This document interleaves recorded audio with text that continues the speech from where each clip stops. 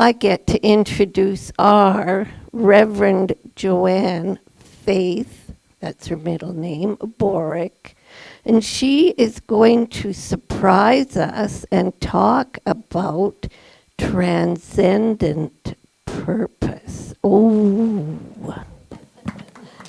Reverend Joanne. Thank you, Reverend Tress. Help me down. Absolutely. I got my handy dandy cane. We're in the Yeah. cane club. Yeah. I'll just go down the big Okay. Hey, I made it. Okay. And in case you forget that we're all one, Ursula and Tress and I were just talking in the table back there about the plants and the animals and how we're all one with them. And then if you heard Reverend Tress's meditation, you've already heard my talk because we're all one, and so my talk's in part of her meditation.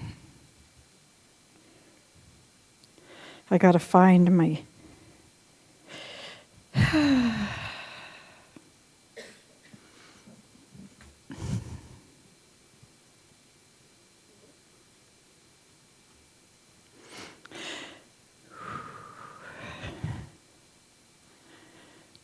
Holy, holy. Good morning. Welcome to the Center for Spiritual Living. I only need this for the stairs now, so I can kick it to the curb.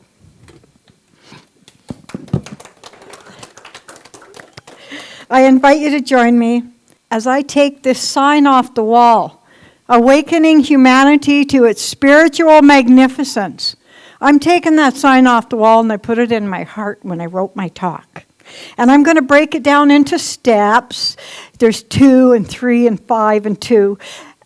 And to help you awaken to your transcendent purpose. So please join me right now in an opening affirmative prayer. If you choose, go within and take a deep breath. And with each exhalation, drop a little deeper into your heart. And with each inhalation, rise a little higher into your consciousness. As we breathe together, in and out.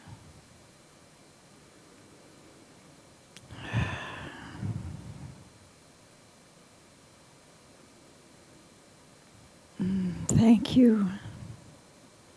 Nobody knows why, but when we breathe in and out, we bring synergy into the room and we all breathe in harmony. And now that we're in our heart and in our truth, I declare and know that there is only one power operating throughout my life and all of creation. I speak these words in the first person as they are the truth for all who claim it as theirs. This power, this name is simply our connection to this deep, deep strength that is within each and without each of us. I call this one power God. All the great sages and teachers of the world, they've called it Jesus, Buddha, Isis, Kuan Yin. They all speak of a power greater than we are. And they all speak of this power being within. There is only one truth, unconditional love and infinite possibilities. So I state with conviction and confidence that as we are all creations of this divine creator, within each of us is the seed of purpose. The seed of power, strength, wisdom, just awaiting our recognition so that it may present ourselves in our life as peace. A peace that passes understanding, but a peace that takes practice. It takes constant confirmation. Therefore, I surround myself with like-minded people who can and do make me the best version of myself. At work, at home, at play, the energy I give off is one of unconditional love and acceptance for myself and for others. With great gratitude for this truth, for the truth of our divinity and the teaching of Ernest Holmes, for each person here today to support and know each other as love. I let this go into the all-knowing infinite presence, where it is done, return to me multiplied and overflowing, and together we say, and so it is. In this place of quietness and knowing we are one, let us hold in our hearts our own self by saying our name silently to ourselves. I claim this truth for Joanne. And hold in our hearts all those who are struggling right now to find peace and truth in their hearts.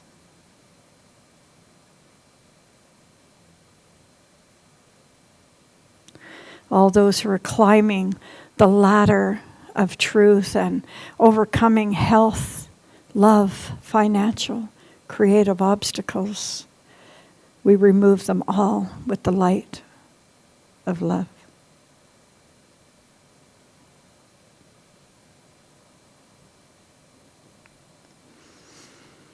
Thank you.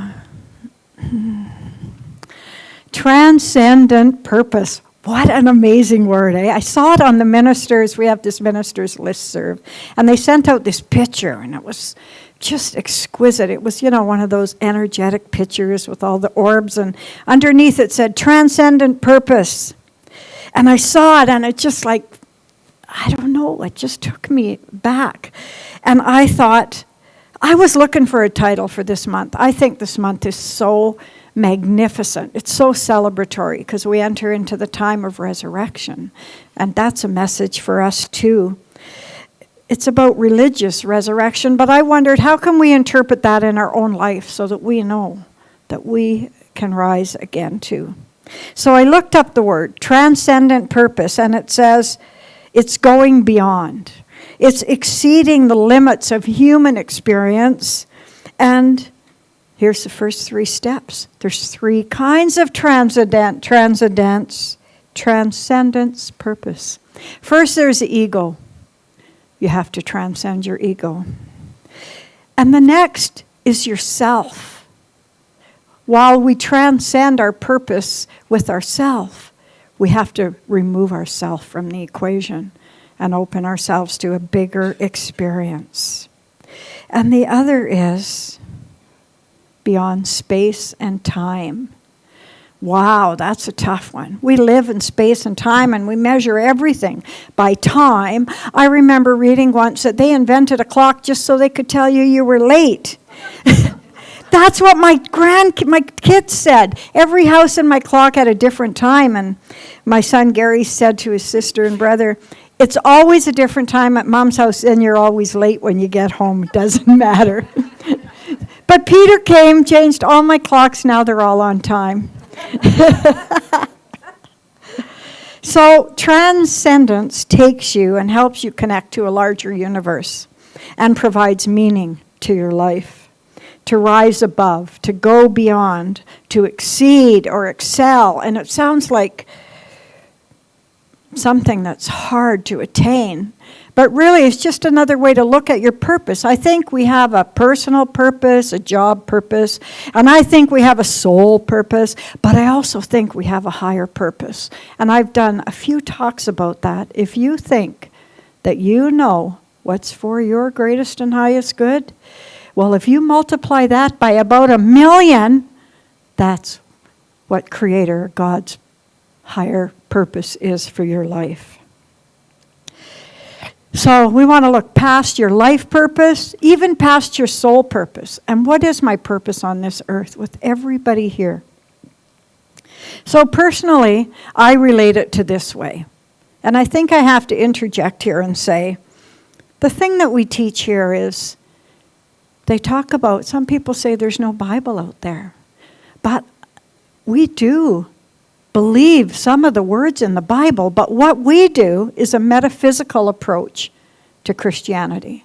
We'll take a scripture out of the Bible, and it was written 2,500 years ago, so how could that be relevant today? That's what we do. We take something that we've read, whether we read it from Buddha, Isis, whoever we read it from, and think, oh, that was good then, but what happens now? So the thing that Ernest Holmes did, he is our teacher. He was the one that wrote this book on how to follow this philosophy of oneness and power and truth. He says that our life can be compared to a garden. And the manifestation of anything in your life breaks down to 3 pieces. There's the seed, the soil, and the plant. Now, the seeds are the thoughts, and the soil is your mind, and the plant is whatever manifests in your life based on your thoughts. Whatever thoughts we put into the soil. And you would have thought the most important thing to succeed would be the seed. What are you putting into your mind? Not true. The soil, your mind. If you think about a garden, you think if you plant a seed in acidic soil, or if you plant a seed in a rock like in northern Ontario, or even you plant it in sand, it's not going to grow. I can testify to that. I did affirmation for many years before I came here, but nothing was growing because I was planning to get in here about like, what if that does come true? And then like, what if? And what if? So the first thing you have to do is pull those weeds of negative thought and fertilize your mind with faith and courage and love. You know, for my life too, for a lot of my life, I didn't know what my purpose was. I truly thought for the first 40 years it was just to survive. Okay, I made it through today. And I thought that was my purpose because I lived my story. I was a teenage mom, and I was a single mom for most of my life, and I had some addiction problems, and I thought, okay, my purpose was to overcome these 3 things. But for some of us, you don't have to go through that. I was planting seeds of affirmation, but I wasn't getting the manifestation. Even when I was studying to be a minister, I was planting seeds of affirmation and speaking my truth. And one word just kept coming to me, and I read it in the Bible, and it said, preparing the soil. Preparing the soil. And I never knew what that meant. I thought about it in love. I thought about it in life. And when I didn't know what the heck is going on with my life, I kept saying to myself, I'm preparing the soil. And that came to me that maybe that was my purpose. Prepare the soil for something greater. Because, you know, it's not something you find. It's something that's already inside of you. You just have to germinate it. That seed's already inside. You have to germinate it with faith and with self-love. Because you already are it. And you create it by preparing the soil.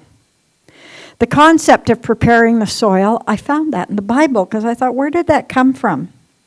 And the parable of that is in Luke chapter 8, and it says, it's where Jesus used the imagery of a farmer and the field to illustrate how people respond to life. And the parable emphasized the importance of cultivating a receptive mind and heart to receive Spirit's message or to listen to your intuition, just like preparing the soil for planting. And I'm going to talk, in my next part, I'm going to talk about the 2 people we are. We're either doers or we're knowers.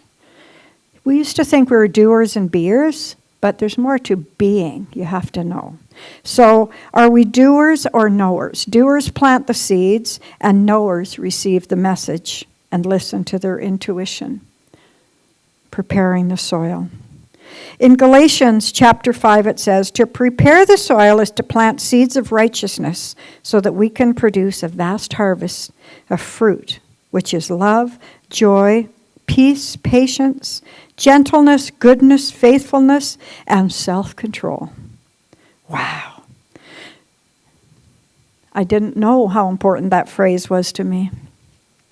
So I invite you now to follow me in consciousness as I share my insights on the purpose of the spiritual path, preparing the soil. Do you know the purpose? When I started writing my talk about purpose, I asked a lot of people what they think about purpose. And then I was talking to Peter, and we said, well, you can't have a purpose without a path, because they're two ends of the same stick. So I want to talk a little bit about the path. Ernest Holmes tells us, love is the way, but law makes the way possible. And we call it the law of mind, which is really the mind responds to whatever you seed into it. So the Bible says the purpose is the way, but the path makes the way possible. So purpose is just a way, but we have to have a path. The very first purpose that we have is to wake up. I wrote self-realization, awakening, but really it's just about like, wake up world. We're all awake, and we have to start sharing that with other people. I was talking to somebody new that came today, and he was talking about the changes he's making in his world, and he's waking up. But holy crow, is it ever easier to be asleep? I have a whole family of dormant sleepers. So I know it's hard to wake up. But welcome. We're here, and we'll shine a light, and we're always here for you. And when you wake up, you realize that you have all these people, all this energy, all this life ahead of you, and you're on a path. And you know that path, it's above you, it's below you, it's within you. And once you discover who you truly are, then you are Dorothy. You put one foot on the golden road, and the next one lights up, and the next one lights up, and you start to merge with your true self. A lot of my talk, I channel it, and I just talk into my iPad. And it came to me, and it said to me, remember, you are spirit and expression. Self-realization is the realization of the divine within your own being, and is the purpose and promise of life. Remember, it is the experience of ultimate love, peace, and the depth of divine silence. The truth is what we all seek. So the path and the purpose are an experience, and they have all these intersections. And when I first thought about the path to my purpose, I was pretty sure it was like Highway 2. And there's clearly marked, turn right to go to Lacombe, turn left to go to Rimbey. Not so. You know that path? It's not straight. I even thought, wouldn't it be great if your path is like that labyrinth where you start on the outside and you just go round, round, round, you get to the middle. No, it's not even that. Then I had this epiphany, and I thought, you know what that path is? It's like a maze. You know the ones in the puzzles and the magazines? Well, and if you don't know that, you're just not as old as me. But you know a corn maze. And so for me, I think that's what the path is. You know where to go in, and you know where to go out. But inside that maze, you got to backtrack many times. And I think when you're backtracking is when you use your intuition. You can look at this road and think, oh, does this road look lighter? Is this the golden road, or is this a gravel road? Is this one paved? Is this one a ditch? And only you know that. Sometimes I've taken the ditch, and I knew that I was in the ditch, even when I was in the ditch. But I had to backtrack. It's okay to turn around and change your life. I've seen a lot of relationships end that way because they make a mistake and you follow through on that mistake, and then everybody holds fast to, well, you're wrong and I'm right. It's okay to backtrack because life really is a maze. And I talked about being on this path and about the golden road. I think there's a way to find the golden road. And I think you already know what it is, because there's a spiritual path, and that's using affirmative prayer, meditation, contemplation. That's one way to get there. There's a physical path. I don't always take it, but there's people here that do. It's yoga, Tai Chi, anything that gets you into your body. And then there's a mental path where you study and you read and you study the Gnostic Gospels. You study Ernest Holmes. You study philosophy. So you can take those three paths. Following the path, as Ernest Holmes calls it, is the way of the mystic. Oh, I love that word, mystic. Rising above consciousness to transcend into transcendent purpose. You transcend the ego, you transcend the self, and you transcend time and space. So I talked about these two different paths. There's the one of the doer, which is your job, which is what I thought my purpose was. And I've even done workshops on it. What are you good at and what should you do? It's like, don't listen to me anymore. Lena, we did that talk. We did that. That's not your purpose. It's what you're good at or what your job is.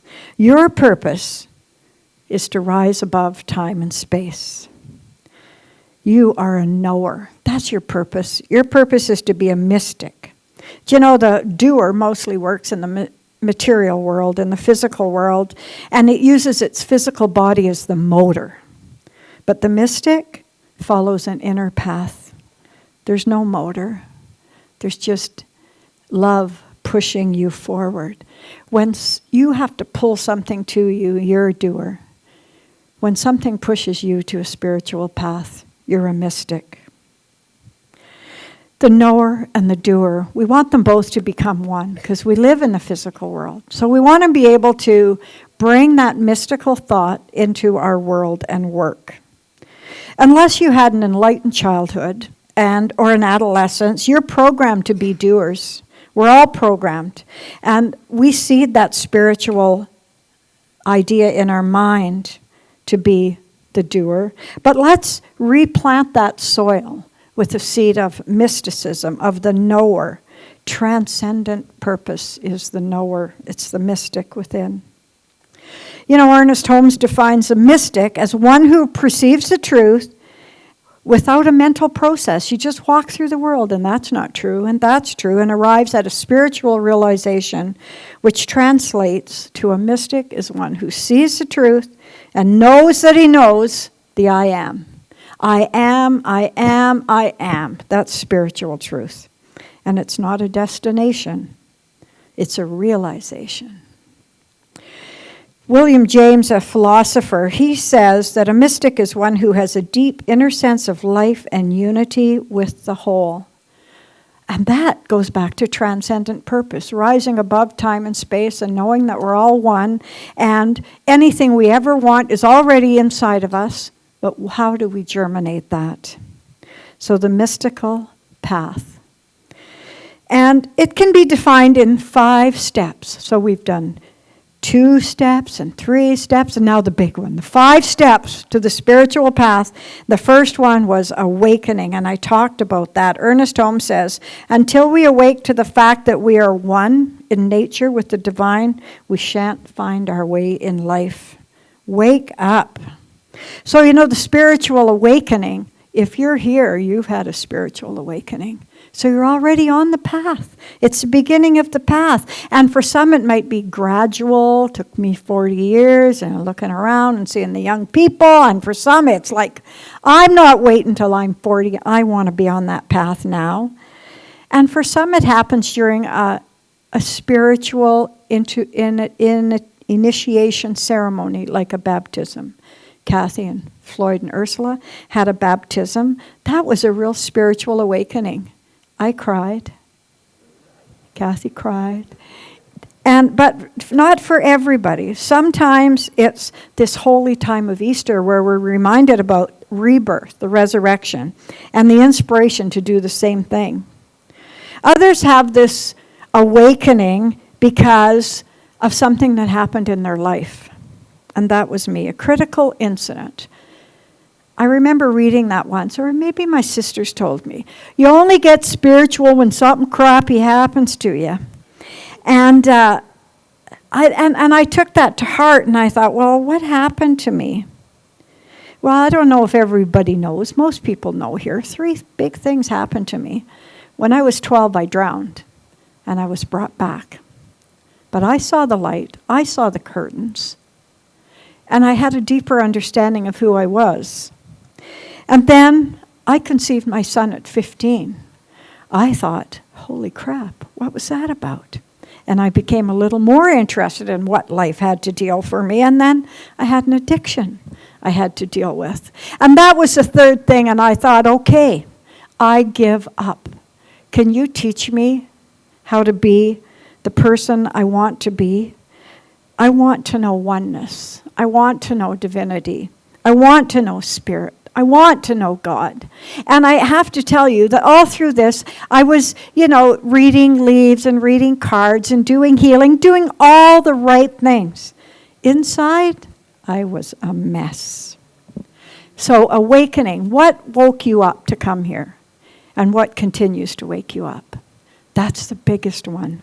And then once you're awake, you realize, gosh, I don't have room for all these things in my life, all the bad things that I've done and all the good things. So you want to repeat that awakening. You want to keep waking up, and you want to live in a permanent state of grace. But there's things you have to let go of.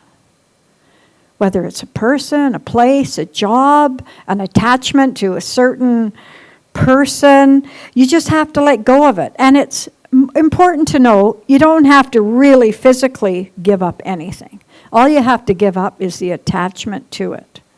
Are you running it, or is it running you? I was attached to that story. I just love telling the story about, poor me. I was a teenage mother? Or, poor me. Do you know that I was a single mom for a long time? And that was my story, and I told it over and over, and one day that was my reality. And now I gave that up, and I started to bless it. I started to bless my son. I celebrated and blessed my independence. I celebrate and bless the strength that I got when I nearly drowned. So now we've awakened. We know we got to release some things that no longer serve us because we want to stay awake and alive. And the light starts to stay on. And so once you've cleared all that stuff, you want to stay in that state of awakening. And you want it to be intense, and you want it to last longer because you're one with it all. And the state of illumination is easy and full of joy. And then somebody cuts you off at a streetlight. And you think, how can I stay awakened? And so I have to tell you, being awake and letting go, it's not going to diminish your buttons being pushed. But what you can do is, because we're no longer physical just doers, you can ask for guidance. Is there something I need to release to this attachment, to this driver? And talking to them doesn't count because they can't hear you. They're in another car.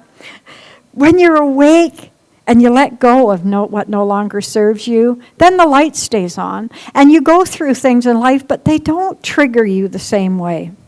So you've done all that. You're awake, you let go, you're keeping the light on, and then you get a lesson. And the message knocks at the door. You're at the crossroads, and you come across obstacles, mental or physical, because the one thing yet to be surrendered is the ego. It hasn't fully transcended, and you're always thinking, I'm an island. Nobody else understands me. There's just me. But you're not. You're an ocean. And the way through that lesson is surrender. Ooh, that's a big word. Do you know, I used to think surrender was giving up, but it's not. It's faith. It's giving in to something greater than you are. The door out of that experience is surrender. And again, listen to your intuition. Let spirit guide you. And then the final one is you realize you've transcended time and space, and there's only one life, and we're all one, and you give up everything, and the mystics gained everything by being passive. And I got to tell you, that's a tough one, being passive. My kids sometimes say to me, Mom, you hardly ever react to us anymore. You never get mad. What's with that? I said, well, I'm going to be the instrument of peace. I'm going to be the peace I want to see in the family. So you'll know that. When you find that passive, peaceful place within you, your family not going to like it. Your boss not going to like it. Because people really like to make you react to them because they feed on that. But we know now we're all one, and there's only one life. And we don't need to experience mood swings because we have bliss. And we settled into this feeling of constant peacefulness and a love-filled union with the divine. I even have to tell you, I said today something I haven't said for a long time when I think about the angst over money. Oh my gosh, if you're caught in race consciousness right now, that's all you hear on the TV, we're going through a recession, everybody's run out of money. Do you know what they forgot?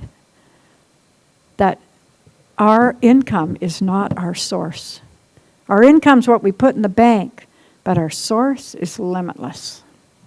So don't mix up your income with your source. And then I just want to finish with a little bit about the Christian month of today's Palm Sunday. And I think Jesus really symbolized those 5 steps that I talked about, the awakening and the staying awake. And the baptism symbolized his awakening. The 40 days in the desert symbolized his releasing. And then that followed by illumination, by staying in the light. And he did that by healing and teaching. And then he surrendered on the cross. And while his life was cut short, it's still significant because he rose again and he continues to teach unity and love to this day through his writings, through the things that we read, through all the mystics and sages that have come after him, before him. Because I read Plato, and it was thousands of years before Jesus, and he was teaching love. So it's not just him, but he put it in a book that we could follow. So this Palm Sunday, there's one part of the story I want to tell you about. Do you know, when he rode into Jerusalem, which was Palm Sunday, and some people say they put palm leaves down. Not everybody believes that. But one thing is true. He sent his disciples ahead of him, and he said, go to Jerusalem and bring me a donkey. And they thought, why would such a wise man want to ride a donkey? But the symbolism of that is, he said to his disciples, do you know that in ancient times kings rode war horses when they were going in to conquer, but if they were going in peace, they rode a donkey? And I think that's maybe something that can help you on your path. Maybe your purpose isn't something you have to conquer. You have to journey in peace. So a combination of both of those, the doer and the knower, is somehow easier because you're both of them and you're already on the path. Your body, the doer, your mind, the knower, you're already a mystic. Ernest Holmes, in The Philosophy of Jesus, he said, oh, this is so interesting. He says, why should we not trace the pathway of our lives back until it leads into a childlike confidence in living? And then, as it were, grow into adulthood all over again, keeping this thought in mind. What if we could go back to our childhood and grow again with these thoughts in mind? The Spirit is daily flowing through me into action. It is daily projecting itself through me in my relations with others. And then these 3 things. The wisdom of Spirit is guiding me.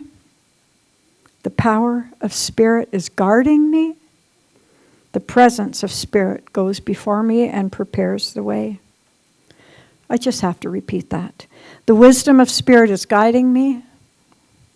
The power of Spirit is guarding me. And the presence of Spirit goes before me and prepares the way. I talked about how when I realized that my story was something I was telling over and over and I moved into a state of blessing, I think we could put that into our transcendent purpose. Let it be a blessing of those 5 steps. Bless your awakening. For some it might be painful, but bless it all. Bless your purification and letting go of outcomes and things. Bless your illumination and recognize it, that your mind and spirit are illuminating the path to awakening. Bless the obstacles. Oh, build a bridge. Surrender your need to control people, outcomes. Surrender to a higher power.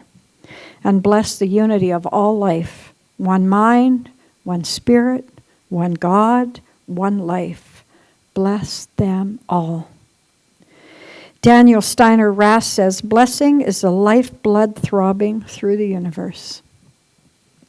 And I'd like to close with a quote from our teacher and mentor, Ernest Holmes. He says, I speak my word now as a conscious co-creator with the one Spirit. I speak my word of health, of harmony, of abundance, and of loving relationships in all my affairs.